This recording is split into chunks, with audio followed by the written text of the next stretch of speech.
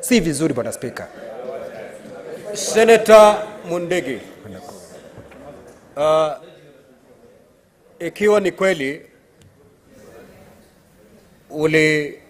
ulizungumza matamshi hayo kwamba Senator wa Mombasa, Senator Faki anatumia madawa ya kulevya, itabidi usimame utoe katika nakala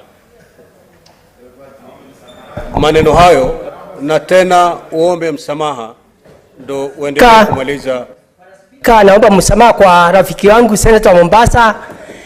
Labda Senator akusikie vizuri, sikusema mambo kama hayo, kwa hivyo kama nimeongea nimeomba msamaha.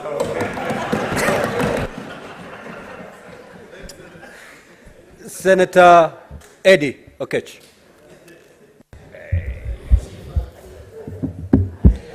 Mr. Speaker, I thank you for giving me the opportunity to contribute to this proposal actually by the minority whip. And I only have two things to say today, Mr. Speaker.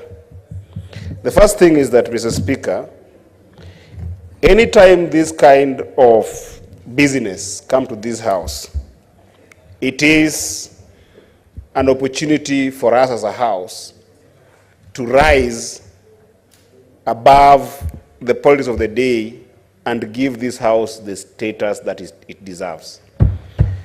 In a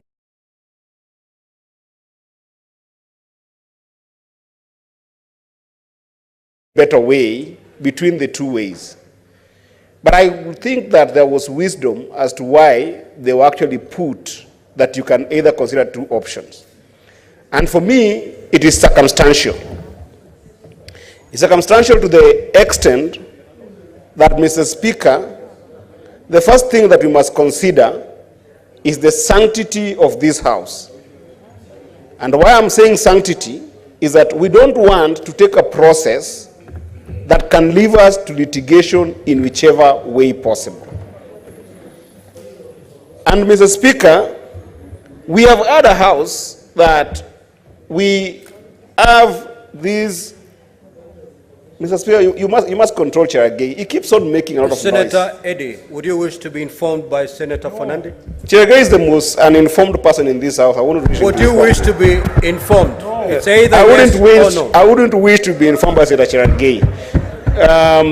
So, Mr. Speaker, I want us to be cautious that we do not put ourselves in a situation whereby we are going to have litigations after this particular process. Number two, Mr. Speaker, the weight of this matter is exemplified by the fact that this particular county is bringing this issue for the second time in this house.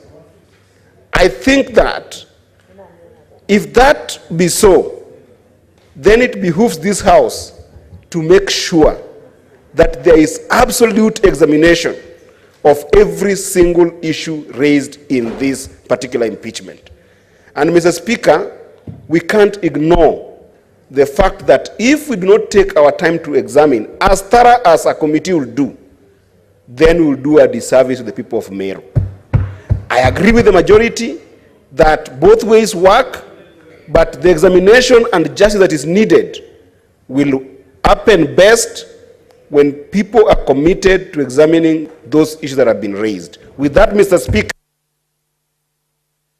Senator Nyutu. Thank you, Mr. Speaker. I stand to oppose the motion to constitute a committee to hear the matter before the House regarding the governor, removal of the governor of Meru County. And for these reasons, Mr. Speaker. One, Mr. Speaker, this is the second time this governor is being brought for impeachment to this House. Mr. Speaker, the first time the governor was brought here, we appointed a committee. Mr. Speaker, they say only a fool does something the same way and expect different results. And Mr. Speaker, because for the first time we followed the committee way and this is the same governor, I think, Mr. Speaker, it would only be fair that this time round we try plenary, Mr. Speaker. Number two, still on the same, Mr. Speaker, that this is a second impeachment happening